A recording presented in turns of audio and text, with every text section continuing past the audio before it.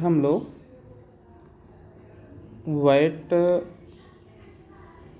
Plus WCT second पर बात करेंगे। यहाँ पर आपका एक सेक्शन ए है जो कि सब्जेक्टिव टाइप का है और दूसरा सेक्शन बी है जो कि ऑब्जेक्टिव टाइप का है। ठीक, सेक्शन ए में आपके सामने 3 क्वेश्चंस हैं।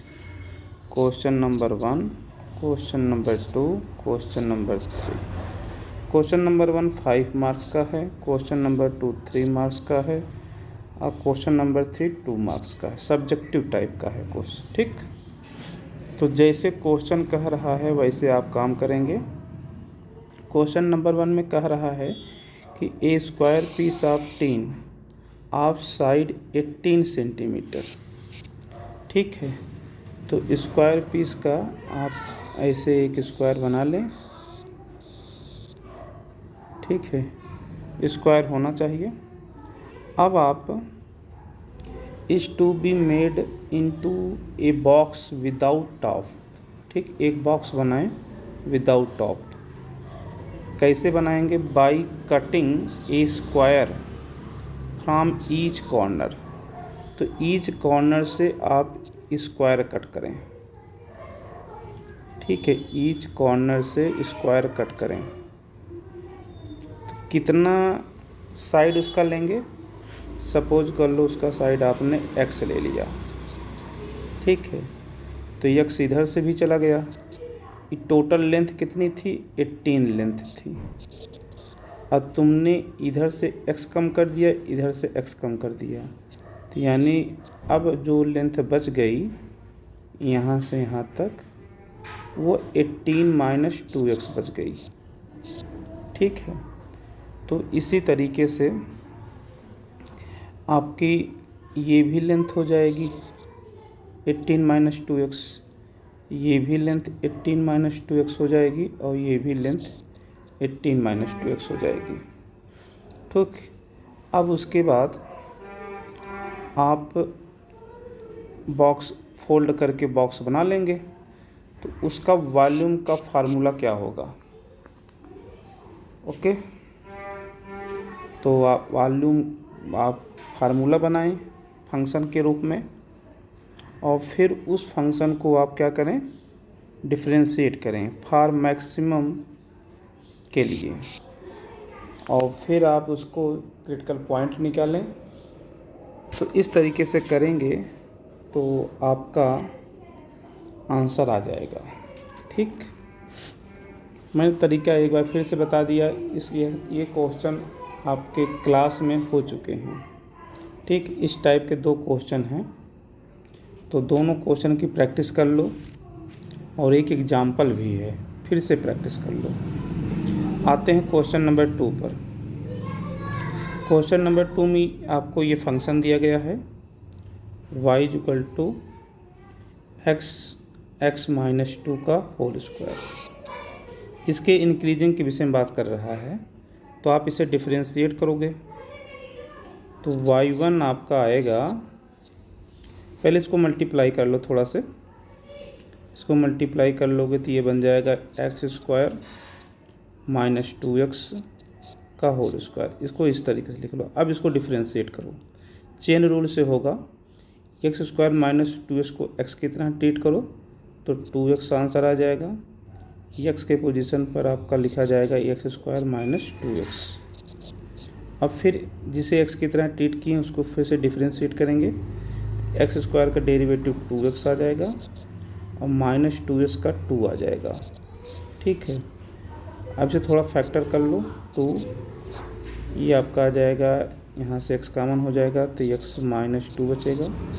यहाँ से x निकल गया है, यहाँ से 2 निकाल लीजिए तो यहाँ से x - 1। तो अब देख लो क्रिटिकल पॉइंट पर कौन कौन आएंगे।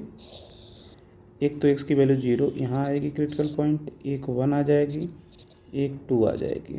ठीक, अब इसके बाद कहाँ पर इंक्रीजिंग होगा आप फर्स्ट डेरिवेटिव टेस्ट लगा लीजिए तो आंसर पता चल जाएगा। तो 2 अब ये y1 मतलब है f डैश x। ठीक है, अब एफ डैश एक्स पॉजिटिव कहाँ होगा? अगर तुम 2 से अधिक क्वांटिटी रखो तो 2 से अधिक क्वांटिटी रखोगे तो ये पॉजिटिव आएगा, ये वाला ब्रैकेट आपका क्या आएगा? पॉजिटिव आएगा, ये भी पॉजिटिव आएगा, ये भी पॉजिटिव आएगा, और 2 इंटू 2 ऑलरेडी पॉजिटिव है, यानी 2 के आगे प्लस में आ रहा है। ठीक, अगर 2 से कम रखते हो, 2 से कम रखते हो तब क्या होगा ज़रा देखो। 2 से कम रख दोगे तो ये चीज़ आपकी निगेटिव हो जाएगी, ये चीज़ तो पॉजिटिव रहेगी, ये प्लस में रहेगी, ये माइनस में रहेगी, और ठीक है 1 से अधिक रख रहे हो तो ये भी पॉजिटिव में रहेगी। तो ये दो पॉजिटिव रहेगा, एक नेगेटिव रहेगा, तो इसका मतलब है कि आपका आंसर माइनस में आएगा इधर। ठीक, अब देख लो 0 से 1 के बीच में रख कर देखो, 0 से 1 के बीच में रखोगे तब क्या होगा? 0 से 1 के बीच में रखोगे तो ये माइनस में आएगा। ठीक है, 1 से कम रखोगे तो ये माइनस में आएगा, ये प्लस में आएगा, ये माइनस में आएगा, ये प्लस में आएगा। ठीक है, और ये माइनस में आएगा, तो माइनस माइनस क्या हो जाएगा? प्लस। तो इसका मतलब है तो 0 1 के बीच में क्या आएगा? प्लस। ठीक, ये हो गया।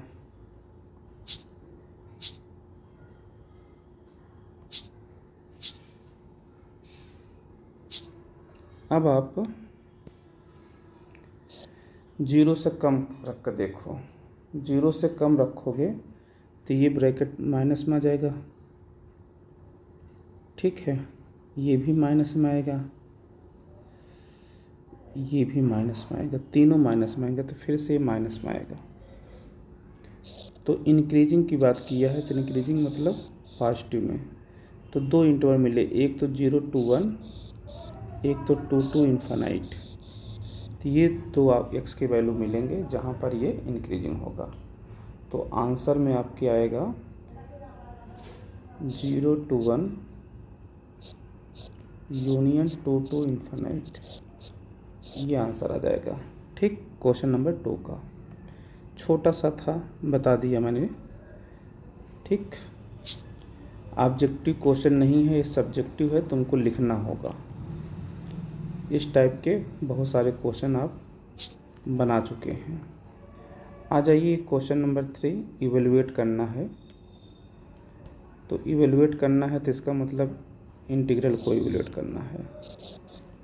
ठीक, अच्छा अब ज़रा ध्यान दो, डिनोमिनेटर से यदि आप 2 को बाहर कर लो, तो 2 को बाहर कर लो तो ये बन जाएगा 3 cos x, ये बन जाएगा 2 sin x, और इसको अब आप t बोल दो, तो इसका डेरिवेटिव न्यूमरेटर में है, इसको आप एक ds के साथ छोड़ दोगे तो ये dt/t बन जाएगा। dt/t मतलब 1/2 log mod t, 3 cos x plus 2 sin x plus c। मैंने आपको बताया है जब भी सब्जेक्टिव टाइप का क्वेश्चन होगा तो उसमें आपको ये लिखना होगा c क्या है, where c is an arbitrary constant of integration.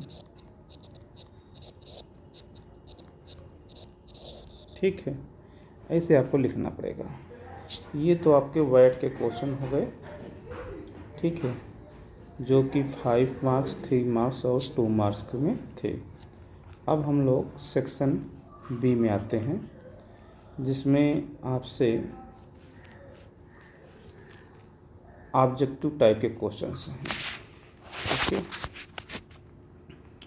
Objective type के क्वेश्चन में देखें कैसे आप सॉल्व करेंगे।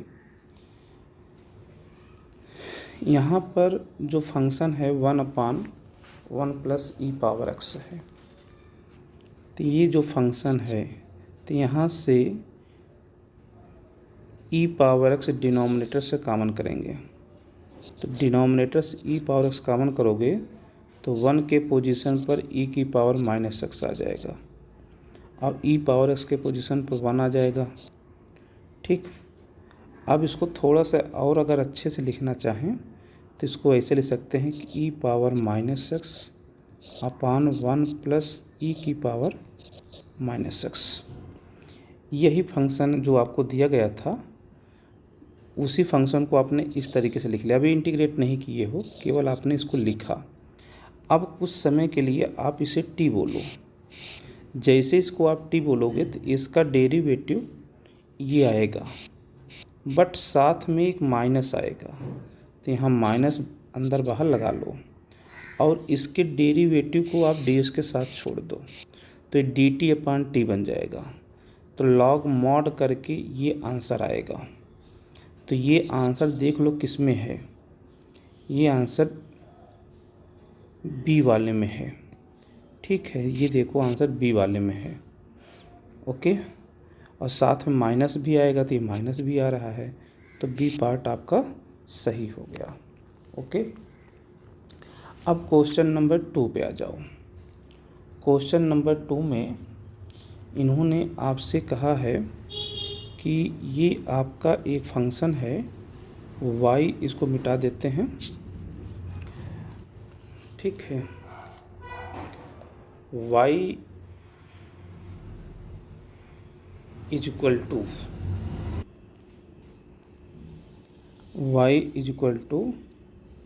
y एक फंक्शन है, y is equal to a+2x³ -3ax² + 9ax-1। यह एक फंक्शन है। ठीक है, फंक्शन कैसा है? फंक्शन आपका डिक्रीजिंग है। साथ में ध्यान देना, monotonically for all x belongs to r। Monotonically का मतलब ये है या तो अगर वो डिक्रीज कर रहा है तो डिक्रीज ही करेगा। ठीक है, ऐसा नहीं बीच में कहीं जाकर वो इंक्रीज कर जाए, ऐसा नहीं। ठीक, तो लगातार डिक्रीज करेगा monotonically. Then a lies in the interval. तो ए पार्ट में लाइस करेगा कि बी पार्ट में लाइस करेगा, सी पार्ट में करेगा कि डी पार्ट में करेगा, यह क्वेश्चन है। ध्यान दें, जब भी फंक्शन में आपसे इंक्रीजिंग या डिक्रीजिंग बात आए तो समझ लेना कि तुमको डिफरेंशिएट करना है। ठीक, अब जब आप इसे डिफरेंशिएट करोगे तो आपका आएगा। ठीक है, आप इसे डिफरेंशिएट करें और फिर देखें क्या रिजल्ट आता है। तो a+2 तो कांस्टेंट है, तो ये आ जाएगा a+2 3x², फिर ये हो जाएगा -6ax और फिर 9a + 9a। x का डेरिवेटिव 1 हो जाएगा। ठीक है, ये आपका f' आ गया, ये आपका हो गया f'।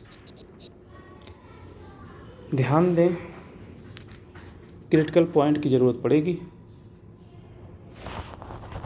ओके, क्रिटिकल पॉइंट के लिए इसे 0 के इक्वल करते हैं। अब यहाँ पर इन्होंने बता दिया है कि ये डिक्रीजिंग हो रहा है, तो कहने का मतलब f' आपका क्या होगा, <0 होगा। ओके, अच्छा, f' आपका है क्या? f' ध्यान दो बेटा जी, ध्यान देना है आप। f' एक क्वाड्रेटिक है। क्वाड्रेटिक किस में है? x में। ठीक है, तो x में क्वाड्रेटिक है। तो क्वाड्रेटिक का नेचर कौन तय करता है? डिस्क्रिमिनेंट। ओके। अब यह लेस देन ज़ीरो की बात कर रहा है, तो लेस देन ज़ीरो की बात कर रहा है, यानी कि जो वैल्यू होगी वो एक्स एक्सिस के नीचे होगी, एक्स एक्सिस के नीचे होगी, इसलिए यहाँ पर जो एक्स स्क्वायर के कोफिशिएंट में आपका ये जो a+2 है वो लेस देन ज़ीरो होना चाहिए। ठीक है, मतलब ये कि a+2 less than zero, that is a less than -2। तो अब a लेस देन -2 देखो किस में है, बी पार्ट में है, तो सी पार्ट में तो यहाँ भी दिखा रहा है सी पार्ट। ठीक, तो अभी तय नहीं हो पाएगा। ओके, अभी आपको एक बात और तय करना है कि अब आप निकालेंगे क्या, डिस्क्रिमिनेंट। मैंने बताया क्वाड्रेटिक है तो कौन तय करेगा, डिस्क्रिमिनेंट। डिस्क्रिमिनेंट के लिए आपको क्या चाहिए, b² - 4ac। देखो बेटा जी, डिस्क्रिमिनेंट के लिए अगर ये एक्स एक्सिस है लगातार क्या होना चाहिए, f'(x) लेस देन ज़ीरो होना चाहिए, तो डिस्क्रिमिनेंट आपका निगेटिव आना चाहिए ऐसे होने के लिए। तो इस प्रकार के होने के लिए डी निगेटिव होना चाहिए, तो चलो हम डी को निगेटिव करते हैं। तो डी हमारा है क्या, डिस्क्रिमिनेंट b² - 4ac, तो D is less or equal to 0। तो अच्छा, अब डी का मतलब b² का काम कौन कर रहा है, 6a, तो -6a का होल स्क्वायर, फिर ये b² हो गया -4a, ए का काम कौन कर रहा है, a+2 × 3, a+2 × 3 -4a, ये तो a हो गया, सी का काम 9a कर रहा है, × 9a less or equal to 0। ये आपका बन गया 36a², और ये बन गया -4 3 12 9 9 108। अच्छा, इसको ऐसे ही रहने दो। तो देखो यहाँ से 36 है, तो यहाँ पर भी क्या है, 4 × 9, यहाँ भी 36 है, 36 कॉमन कर लो। ओके, और साथ में ए को भी कॉमन कर लो, यहाँ भी ए है, यहाँ भी ए है, ए को भी कॉमन कर लो, तो यहाँ क्या बचेगा, केवल एक ए बचेगा। ठीक है, अच्छा यहाँ पर देखो 4 निकल गया, 9 निकल गया, ए निकल गया, केवल 3 बचा आपका क्या, 3 टाइम्स a+2 यानी 3। अच्छा, ये माइनस है तो यहाँ माइनस लगा देते हैं। ठीक है, यहाँ माइनस लगाते हैं, -3 टाइम्स a, इसका मल्टीप्लाई करेंगे 3a, और 2 कैसे मल्टीप्लाई करेंगे, 6 माइनस ऐसे। ठीक है, less or equal to 0। Okay, अच्छा 36 से हम बहुत सारे डिवाइड करा सकते हैं, पॉजिटिव क्वांटिटी है, तो ये बन जाएगा a, यहाँ से a -3, ये -2 है, तो -2 है, माइनस कॉमन कर लेते हैं, तो ये आपका बन जाएगा 2a + 3, 2 यह 3a है ना, 3a -3a और प्लस ए -2a, तो 2 तो बाहर कर लिए। चलो फिर से करते हैं। देखो यहाँ पर 36 से डिवाइड करा दिया, 36 से डिवाइड करा दिए, तो -3a + a -2a, okay, -6 less or equal to 0। Okay, अच्छा यहाँ से देखो, अब -2 बाहर निकालते हैं, तो -2a, अब यहाँ पे बच जाएगा a। अच्छा, -2 को बाहर निकाले ना, तो -2 बाहर आ गया, यहाँ बचा क्या, a, और यहाँ बच गया 3 लेस आर इक्वल टू 0। -2 से डिवाइड कराते हैं, -2 से डिवाइड कराएंगे ए प्लस 3 माइनस डिवाइड करेंगे तो इसलिए जो इनइक्वलिटी का सिंबल है वो रिवर्स हो जाएगा, वो इस तरीके से हो जाएगा। ओके, अब इनइक्वलिटी के क्वेश्चन को हम लोग कैसे सॉल्व करते हैं, एक नंबर लाइन बनाते हैं। इस नंबर लाइन पर इसका रूट क्या है 0, इसका रूट क्या है -3, -3 इधर कहीं होगा और यहाँ इक्वल है तो दोनों पर क्या लगाएंगे क्लोज। ठीक है, ग्रेटर की बात किया है तो इसलिए इधर प्लस में आएगा, इधर प्लस में आएगा। तो ये इंटरवल क्या बन गया, ये इंटरवल बन गया -∞ टू -3 यूनियन 0 to इन्फिनाइट, 0 पर भी क्लोज, 0 to इन्फिनाइट। ओके, ये इंटरवल हमको मिला। ठीक है, अच्छा ये तो हो गया इसके अकॉर्डिंग। तो ये देखो किस ऑप्शन में है, तो ये आपका ए ऑप्शन में आ रहा है। ठीक है, तो आपका बी पार्ट गलत हो गया, सी पार्ट गलत हो गया। अब डी पार्ट और ए पार्ट में कौन सही है, अब इसकी बात करेंगे। अब यहाँ पर देखो a less than -2, a less than -2 मतलब -∞ टू -2 पर ओपन।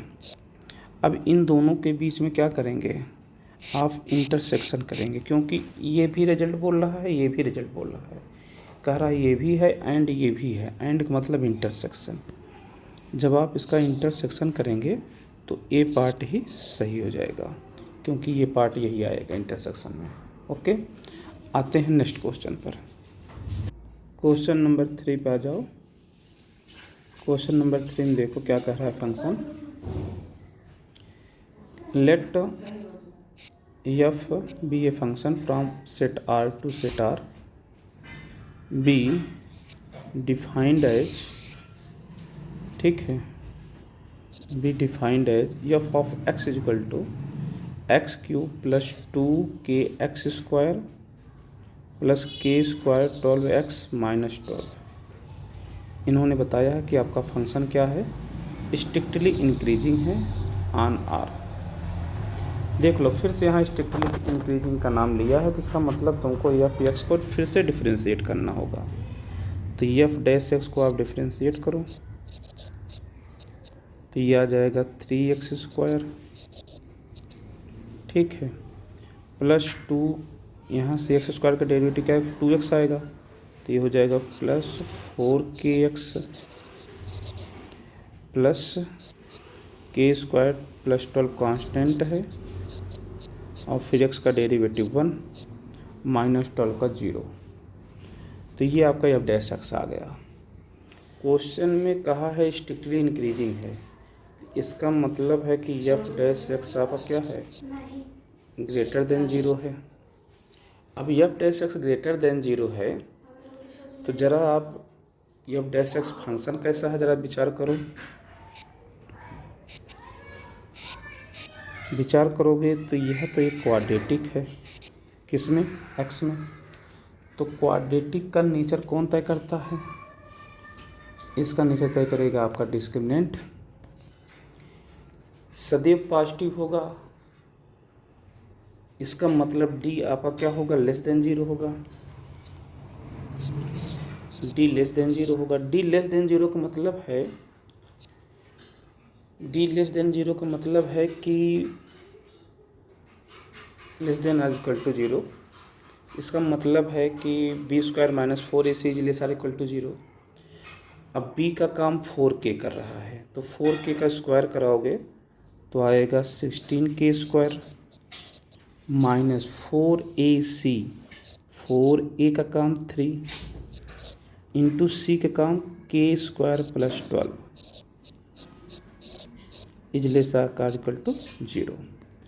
ठीक, अब देखो आप तो यहाँ से कुछ कॉमन कर सकते हो तो 4 कॉमन कर सकते हो, तो ये बन जाएगा k² माइनस 3k²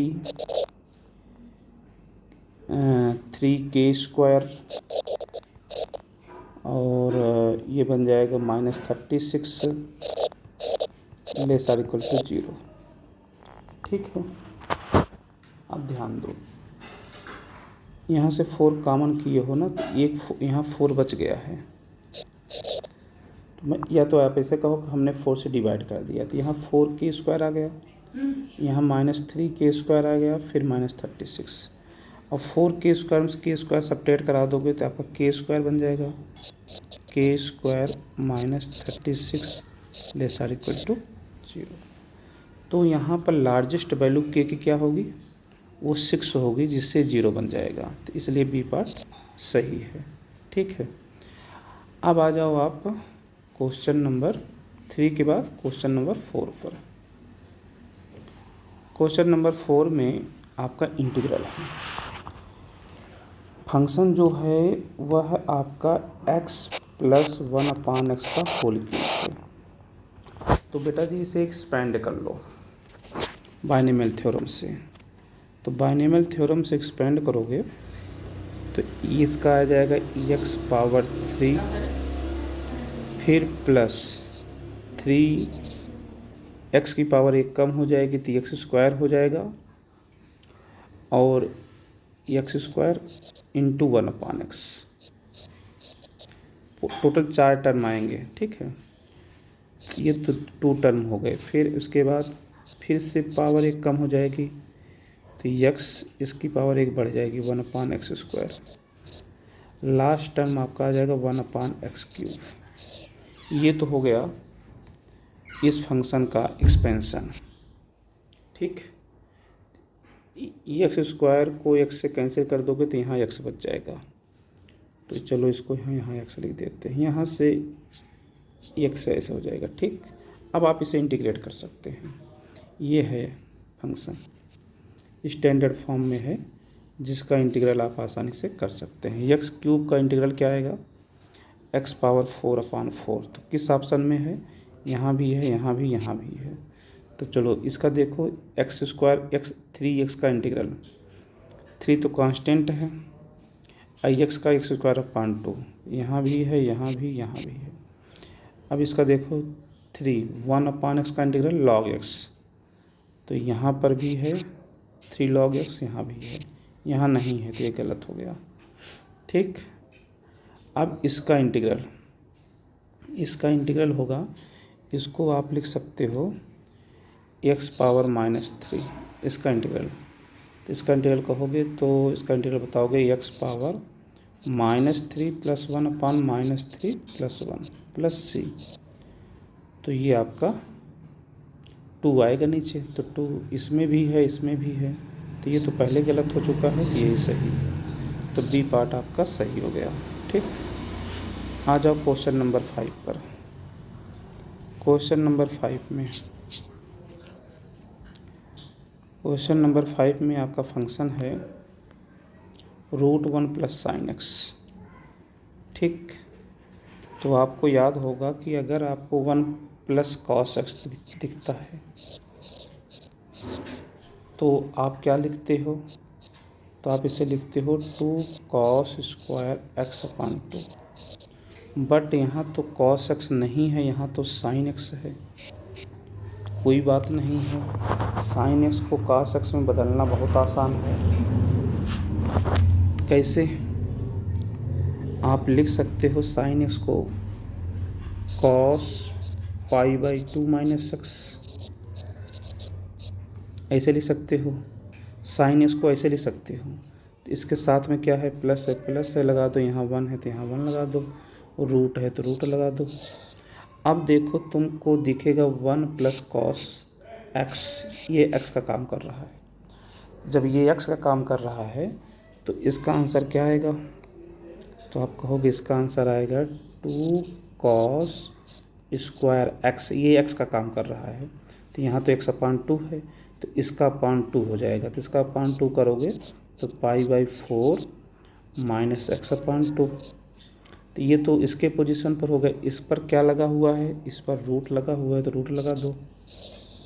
ठीक, तो इसके कंसेप्ट से ऐसे आपने बना दिया फंक्शन को। अभी इंटीग्रेट नहीं कर रहे हैं, अभी फंक्शन को स्टैंडर्ड फॉर्म में बनाने का प्रयास कर रहे हैं। ओके, अच्छा, अब रूट इसको लिख सकते हो √2 cos स्क्वायर है तो रूट लगाओगे तो स्क्वायर हट जाएगा, यानी ये बन जाएगा cos ऑफ π/4 -x/2। अब इसको आप इंटीग्रेट कर सकते हो, तो ज़रा सोचो अब इंटीग्रल किस साइन लगाया जा सकता है, dx, तो कांस्टेंट बाहर हो गया। ठीक है, cos का इंटीग्रल क्या होता है, तो आप सोचो cos का इंटीग्रल साइन होता है, √2 कांस्टेंट पहले लिख लो, cos का इंटीग्रल साइन, जो भी आर्गूमेंट है उसको लिख लो π/4 -x/2।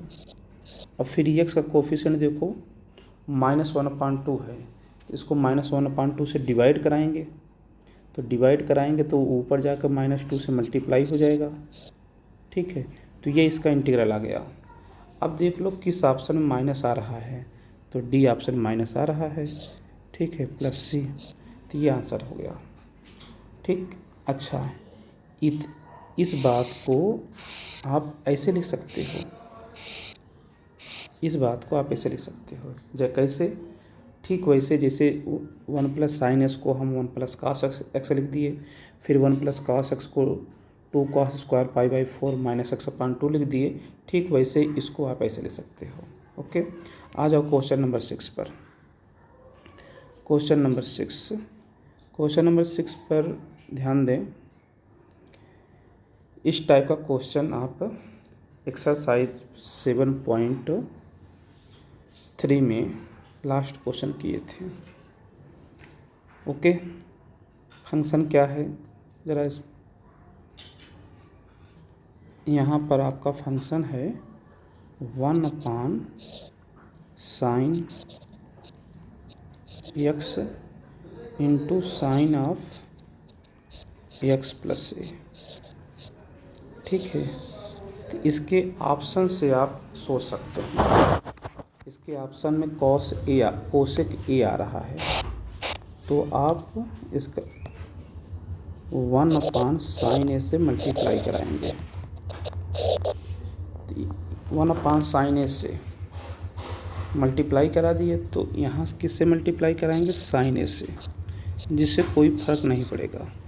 ठीक, और फिर आप इस a के पोजीशन पर आप लिखेंगे x + a - x, a के पोजीशन पर बेटा जी, a के पोजीशन पर आप लिख सकते हो x + a - x, कोई फर्क नहीं पड़ेगा।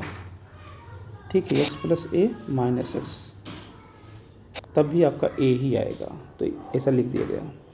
अब इसको साइन की आइडेंटिटी से इसको हम लोग a बोलेंगे और इसको b बोलेंगे, तो साइन a - b की आइडेंटिटी लगाएंगे, साइन a - b की आइडेंटिटी लगाएंगे, तो ये बन जाएगा sine x + a into cos b मतलब x, माइनस cos a का मतलब x + a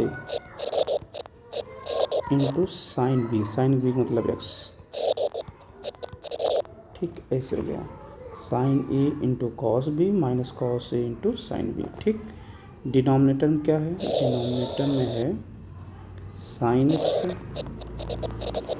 into sign of x + a, ये साथ में आएगा इसे साइन a, जिसको हम कोसेक a लिख लेंगे, इसको आप कोसेक a लिख सकते हो। ठीक है, अब देखो इसको अलग अलग करोगे, पहले तो इसको एक साथ लिखोगे, जब इसको एक साथ लिखोगे तो sine x + a sine x + से कैंसिल हो जाएगा, cos/sin क्या आएगा, log साइन आएगा, cos/sin का इंटीग्रल log साइन। और जब आप इसको लिखोगे एक साथ, तब साइन कैंसिल होगा, तो cos/sin यहाँ फिर बनेगा, तो इसका भी आएगा आंसर log साइन। तो देख लो आंसर क्या आएगा, इंटीग्रल करेंगे जब, तो इसका आएगा log साइन माइनस है तो माइनस लगा देंगे, इसका आएगा लॉग साइन, इसका भी आएगा, यहाँ आर्गूमेंट x प्लस ए है, एक्स प्लस ए। लॉग की प्रॉपर्टी लगाओगे sine x upon sine of x plus a आएगा। तो इसमें से आपका ऑप्शन ये बता रहा है, लॉग की प्रॉपर्टी लगाने से ये बन जाएगी। ठीक है, लॉग ये बनेगी, इसलिए ऑप्शन ए आपका सही है। ठीक है, आ जाइए आप क्वेश्चन नंबर 7 पर। ठीक है, क्वेश्चन नंबर 7 में आपका जो फंक्शन है वह यह दिया गया है न्यूमरेटर में। तो ए स्क्वायर माइनस बी स्क्वायर के आइडेंटिटी से, ए स्क्वायर माइनस बी स्क्वायर की आइडेंटिटी से आप एक ब्रैकेट में ए माइनस बी, एक ब्रैकेट में ए प्लस बी लिख सकते हैं। यही कंसेप्ट से ये आपका जो फंक्शन है इसको लिखोगे आप sine power 4x minus cos power 4x एक ब्रैकेट में, और एक ब्रैकेट में लिखोगे sine power 4x plus cos power 4x। क्योंकि इस 8 को आप 4 का होल स्क्वायर ऐसे ले सकते हो तो ए स्क्वायर बन जाएगा। इसको भी 4 का होल स्क्वायर लिख लोगे तो बी स्क्वायर बन जाएगा, फिर ये आइडेंटिटी लग जाएगी। ठीक, ये तो हो गया, न्यूमरेटर आप ऐसे लिख देंगे। ठीक है, अब ये जो डिनोमिनेटर है, ये जो डिनोमिनेटर है इसमें जो ये 1 है इसको आप लिख सकते हो, इसको लिख सकते हो sine square x plus cos square x का होल स्क्वायर। ये sine square x plus cos square x, ठीक, तो ये तो बन गया 1। अब अगर इसका होल स्क्वायर कर दोगे तब भी कोई फर्क नहीं पड़ेगा, क्योंकि 1 है ना, sine square x plus cos square x 1 होता है, इसका होल स्क्वायर करोगे तो कोई फर्क नहीं पड़ेगा। लेकिन जब इसको तुम खोलोगे तो इसको खोलोगे तो क्या आएगा, sine power 4x plus cos power 4x, ठीक है, plus 2 sine square x into cos square x ये आएगा। और ये चीज़ आपकी इससे क्या हो जाएगी, कैंसिल। तो केवल ये बचेगा डिनोमिनेटर में, तो केवल ये बचेगा कि sine power 4x plus cos power 4x, केवल ये बचेगा। और इस तरीके से ये इससे क्या हो जाएगा, कैंसिल। तो कहने का मतलब ये है जो कि आपका फंक्शन है वो ये बन गया। ठीक है, तो चलो देखो, अगर नहीं समझ में आएगा फिर से दोबारा इसको सुन लेना। ठीक है, दोबारा सुन लोगे समझ में आ जाएगा। तो कहने का मतलब ये आपका फंक्शन, ये जो फंक्शन दिया गया है ये फंक्शन, उसको आपने ये बना दिया। दोनों इक्वल ही हैं, कोई अंतर नहीं है दोनों में, क्योंकि आपने इसे सिंप्लीफाई करके ऐसे बना दिया। अब इसको फिर से तुम बदल सकते हो, इसमें फिर से आप a square minus b square लगा सकते हो। A square minus b square equal to a minus b और ए प्लस बी फिर से लगा सकते हो। तो चलो लगा लो। जब इस बार लगाओगे तो इसको लिख दोगे sine square x minus cos square x एक ब्रैकेट में, फिर दूसरे ब्रैकेट में sine square x plus cos square x. अब ये तो 1 बन गया। ठीक है, ये चीज़ तो आपकी 1 बन गई। तो यहाँ तो 1 से मल्टीप्लाई कराओगे तो फिर से यही बनेगा, तो यानी कि ये आपका बचेगा। ये तो क्या बन गया, ये 1 बन गया। ठीक है, इसको आप मिटा सकते हैं, ये 1 बन गया। ठीक, 1 का मल्टीप्लाई होकर यही आया, यानी कि जो फंक्शन ये दिया गया था वो इसके इक्वल है। ठीक, इसके इक्वल है और ये इसके इक्वल है। तो कहने का मतलब हमारा लास्ट में फाइनल में ये बन गया। अच्छा, इसको फिर से लिख सकते हो एक दूसरे रूप में। कैसे, इसको लिख सकते हो माइनस कास 2x। क्या कहने मतलब आपका फंक्शन ये बन गया। तो इसको अब मिटा देते हैं, इसके ऊपर वाले को, और इसको भी मिटा देते हैं। तो समझ लेना कि आपका ये फंक्शन इस रूप में आ गया। अब इसका इंटीग्रल देखो क्या होगा। इसका इंटीग्रल आपका ये b वाला आएगा। कास का इंटीग्रल माइनस साइन, कास का इंटीग्रल साइन 2x/2 माइनस है माइनस प्लस c, तो b आपका b पार्ट सही है। ठीक, इसको इंटीग्रेट करोगे तो कास का इंटीग्रल क्या आएगा, साइन 2x/2 आएगा, माइनस है माइनस प्लस c, तो b पार्ट सही है। ओके, आते हैं आगे नेक्स्ट क्वेश्चन पर, क्वेश्चन नंबर 8 पर। ओके, क्वेश्चन नंबर 8 में आपको एक फंक्शन दिया गया है g ऑफ x, और g ऑफ x की डिफिनीसन अलग अलग मतलब इंटरवल पर अलग अलग डिफिनीसन है। जैसे जब आपका डोमेन -∞ टू -1 के बीच में होगा तो आप इस फंक्शन का यूज़ करेंगे। अब -1 से 0 के बीच में आप फंक्शन mx को यूज़ करेंगे, और 0 के आगे फंक्शन आप x² यूज़ करेंगे। ठीक, अलग अलग इंटरवल पर अलग अलग डिफिनीसन है। अब यहाँ पर इन्होंने बोल दिया है कि आपका फंक्शन जो है वो मोनोटोनिकली इंक्रीजिंग है। ठीक है, यानी लगातार वैल्यू बढ़ती ही जाएगी, बात ध्यान देना। ठीक है, कम नहीं होगी, लगातार चेंज होगी, वैल्यू थोड़ी थोड़ी इंक्रीज ही करेगी। ओके, अब आप इस पर विचार कीजिए। तो इस केस में तुमको बताना है the range, then the range if m such that, यानी कि यम की वो किस वैल्यू के लिए है या इस कंडीशन को फॉलो करेगी, ये चीज़ आपको बताना है। तो यम की वैल्यू यानी यम की रेंज क्या आएगी, ये आ सकता है कि ये आ सकता है, या ये आ सकता है, ये आ सकता है। लॉजिक लगाएं और सोचेंगे, फिर आपका आंसर निकलेगा। ओके, तो चलो हम पहले इस इंटरवल पर बात करते हैं। -1 के पहले देखो, ये हमारा रियल लाइन है। ठीक है, -∞ टू ∞, और इस पर हमारा पॉइंट -1 आ रहा है, जहाँ डिफिनीसन चेंज हो रही है, 0 आ रहा है, ये 2 पॉइंट आ रहे हैं। तो -1 के पहले आपका फंक्शन ये है 2 - 3x² है, -1 पर डिफाइंड है। तो ज़रा -1 को यहाँ रखो तो क्या वैल्यू ऑफ फंक्शन मिलेगी, तो यहाँ -1 रखोगे तो ये 2 - 3 -1 मिलेगी, तो यानी कि -1 नीचे आएगी यहाँ पर। ठीक है, तो ये -1। अब चूँकि देखो बेटा जी, इन्होंने बोला है मोनोटोनिक इंक्रीजिंग। ठीक है, तो मोनोटोनिक इंक्रीजिंग बोला है, तो इसका मतलब इसके पहले वैल्यू क्या होगी, कम होगी। तो इस तरीके से ग्राफ बनेगा। अब देख लो ये क्या होगा, इस तरीके से इंक्रीज करते हुए आएगा। ठीक है, ये तो हो गया 2 - 3x² का ग्राफ। इस तरीके से ग्राफ आपका आएगा। ठीक है, जो कि देखो दिख रहा है कि इंक्रीज कर रहा है, वैल्यू आगे बढ़ने पर क्या कर रही है, इंक्रीज। क्यों, क्योंकि इन्होंने बोला है मोनोटोनिकली इंक्रीजिंग, लगातार इंक्रीजिंग करना चाहिए। ठीक, अच्छा, अब यहाँ पर mx है। mx अब आप जानते हो y = mx + c, तो यहाँ c का काम तो 0 कर रहा है, तो यानी कि यह जो लाइन है वो ओरिजिन से पास करेगी। ठीक है, तो यानी कि ओरिजिन से जाएगी, ये तो कंफर्म हो गया।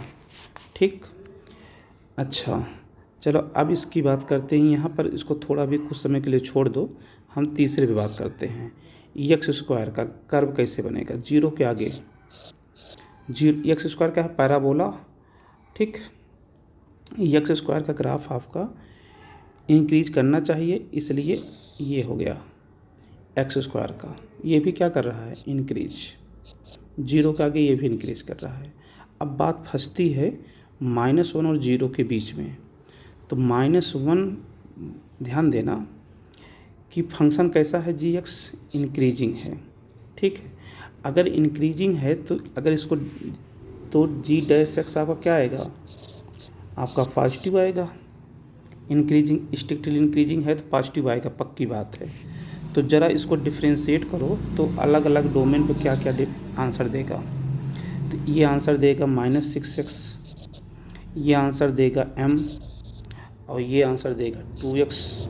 ये सब के सब पॉजिटिव होने चाहिए, तो सब के सब पॉजिटिव होने चाहिए, जिसका मतलब यम आपका क्या होगा, पॉजिटिव होगा। ठीक है, यम आपका क्या होगा, पॉजिटिव। पॉजिटिव मतलब ग्रेटर देन 0। तो देख लो ग्रेटर देन 0 कौन सा ऑप्शन बता रहा है, ये पार्ट गलत हो गया। ठीक है, सी पार्ट क्या हो गया, गलत हो गया। अब आपकी बी पार्ट सही हो सकता है, डी पार्ट सही हो सकता है। ठीक है, ए पार्ट क्यों गलत हो गया, क्योंकि m greater than 0। Okay, C part क्यों गलत हो गया, कि एम ग्रेटर देन 0, यहाँ पर क्लोज लगाया है इसलिए गलत हो गया। ठीक, अब ध्यान दो आप कि अब इंक्रीजिंग की बात किया है, -1 पर तो mx डिफाइंड नहीं है, क्योंकि -1 के आगे डिफाइंड है। ज़रा कुछ समय के लिए हम -1 पे इस पर रखें तो यहाँ पर, तो ये क्या बनेगा, x के पोजीशन -1 रखोगे तो क्या बनेगा, -m। ठीक है, तो -m बन गया। अब ये -m अगर सपोज कर लो यहाँ इक्वल होता तो ये किसके इक्वल आता, -1 के इक्वल आता, यानी कि ये -1 के इक्वल आता। ये -1 के इक्वल कब आता, जब यम की वैल्यू 1 होती। ठीक, तो यानी यम की वैल्यू 1 पर यह बात सही होगी। ठीक है, तो इस केस में भी क्या हो जाएगा, ये इंक्रीजिंग -1 पर नहीं डिफाइंड है, लेकिन -1 के जस्ट आगे तो 1 की तरफ अप्रोच करेगा अगर राइट इधर से लिमिट लिया जाए तो इसलिए इसकी वैल्यू 1, m की वैल्यू 1 हो गई। तो यम की वैल्यू 1 यानी 1 पर डिफाइंड है, यम की वैल्यू 1 हो सकती है। तो यह पार्ट कौन बोल रहा है, बी पार्ट तो नहीं बोल रहा है, तो बी पार्ट गलत हो गया। तो डी पार्ट ही आपका क्या है, सही है। ठीक है।